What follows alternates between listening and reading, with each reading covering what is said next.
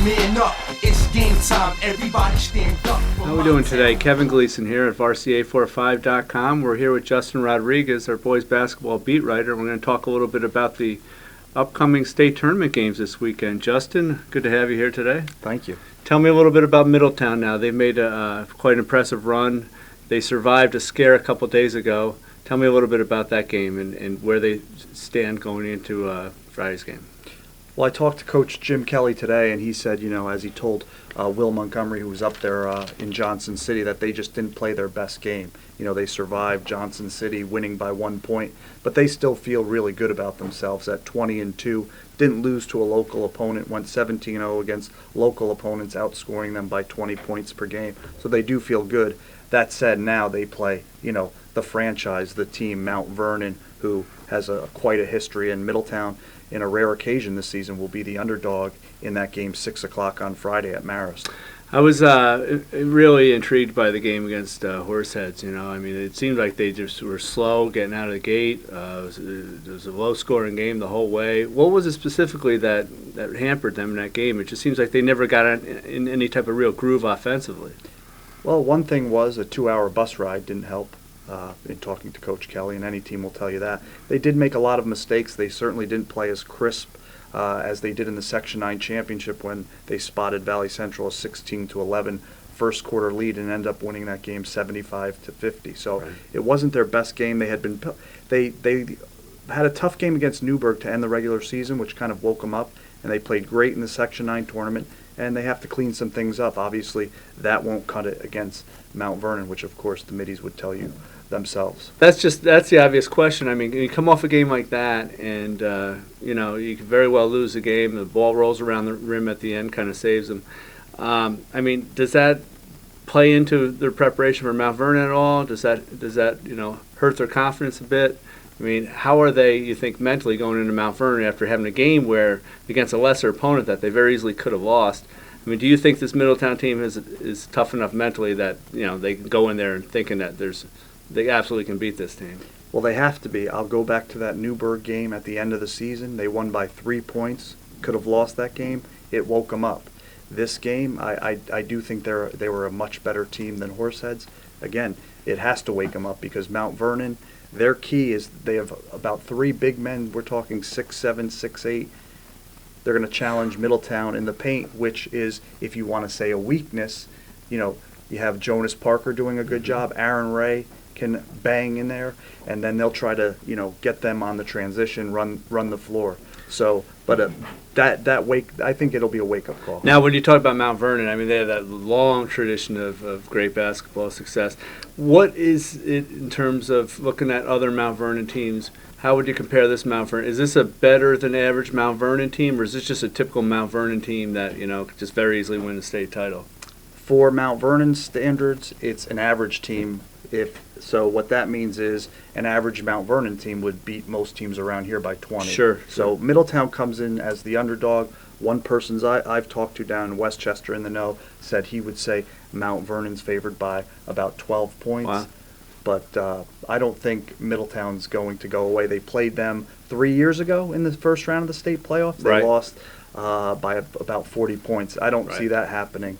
I think the key for Middletown is getting off to a fast start, playing much better than Horseheads, and trying to run the floor. They do have depth, a lot of depth. And Mount Vernon, that said, I think they have 15 players on that roster. And again, they can. Their second probably team. Play 10 of them anyway. Yeah, and their second team again. Most coaches would die for their second team. Last point on Middletown. It sounds like their best chance really is getting up and down the floor, scoring in transition, turnovers, that type of thing. Because they're not going to beat Mount Vernon inside. They're going to have to find other ways to do it. That's what they're going to have to do. And again, it's going to be all hands on deck rebounding. Mm-hmm. Okay. With that said, let's see what Coach Kelly had to say earlier today. Okay, Coach, take us back to the start of the season. Middletown was the favorite.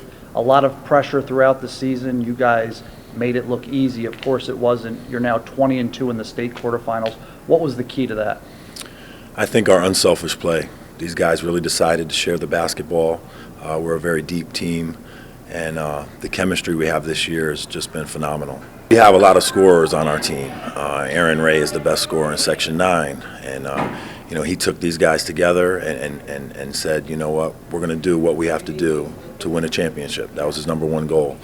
And, we've had players like Daniel Grant run our point and step up and really be the glue to keep us together. Jonas Parker on the boards, multiple guys. 7 different guys stepped up and led us in scoring. And you just don't see that on a high school basketball team. Tell us about your first round state tournament game, the escape from Johnson City. You beat Horseheads by 1 point. Just tell me about that game and how do the guys feel after that win? Yeah, that was a long bus ride, and you know what? We came out a little sloppy in the first quarter, and Horseheads is a very good team. They had some tough players, very good shooters, and we made some mistakes, but we were lucky to get out of there with a win. It wasn't our best performance, but we're looking forward to the next round. Okay, next round, Mount Vernon, the state powerhouse. You know them well from reputation alone. What are your expectations for that game where you'll probably enter as an underdog for one of the few times this season? Yeah, we have to go into that game and we have to box out and rebound. All right, that's their strength is the offensive boards, and that's been our weakness. We need to get physical, put bodies on bodies, and control the glass. And I think if we do, we have a good chance. So we have 4 other quarterfinal games this coming up the next couple of days. Tell me a little bit about Sawgrees now. They coming out of Class A, really exciting team to watch from everything I hear. Tell me a little bit about what keys them. Well, first of all, Sawgrees won their first Section 9 title in history, Class A, with a dramatic win over Red Hook. Of course, Jimmy Fallon would be proud. What makes them go is the dynamic duo, Darnell Edge, point guard, Patton Gibbs, forward. They've been at it for years. Matter of fact, for this game against Spring Valley, which I would say Sawgrees is the underdog, Darnell needs 7 points to get to 1,000, and Patton needs, I believe it's 17. It's amazing how close they are in points and everything else. It seems like they're always 1-2 in scoring, or either way. Really, two really good players. Athletic players. Athletic, selfless. Slashers types. Athletic. Darnell can slash. Patton does it all. And I have to say, in talking to them this season and in person the other day, 2 of the nicest players you will meet too. But I do think they would be the underdog against Spring Valley. Sure. Very athletic. So that's going to be a tough game. SUNY New Paltz, 4 p.m. Saturday. Middletown Mount Vernon is at 6 at Marist on Friday. A little earlier, an hour earlier, you have Livingston Manor Class D against Bridgehampton, right down on the island. 5 o'clock. Suffolk County Community College. Nice win for Livingston Manor against Clark Academy earlier this week in the first round. Huge win. They had 2 players, Dylan Taggart, starting guard, nice player, and Frankie Kuttner coming off the bench, a valuable player. They were on a cruise, so they won that game without them. Bridgehampton, Long Island, it's kind of like you never know what's going to happen. Right. So it could be, some of those teams down there, they show up and they're good teams. We've seen others where That's right. they're not a very good outfit. So they've won state titles, Bridgehampton, Yeah. and they've also had kind of weaker teams and lost to Section 9 teams. I mean, is Manor, again, Manor's not going to have these 2 kids, correct? Again. Right. How